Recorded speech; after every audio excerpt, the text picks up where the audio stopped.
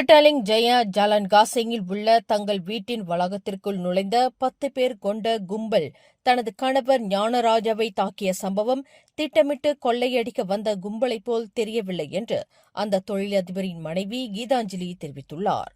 நேற்று காலை 6:30 மணிக்கும் 7:50 மணிக்கும் இடைப்பட்ட நேரத்தில் நிகழ்ந்த இந்த சம்பவம் இயல்பான கொள்ளை சம்பவம் போல் இல்லை என்று கீதாஞ்சலி குறிப்பிட்டார்.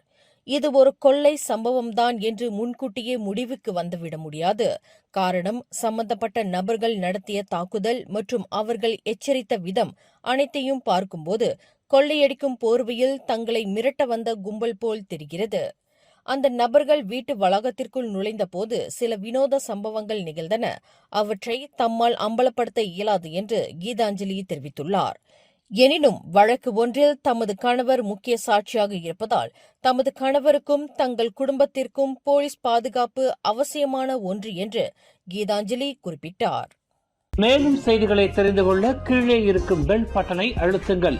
உங்கள் மகிழ்ச்சியை வெளிப்படுத்த லைக் மற்றும் ஷேர் செய்யுங்கள். தொடர்ந்து திசைகளோடு இணைந்திருக்க சப்ஸ்கிரைப் செய்யுங்கள்.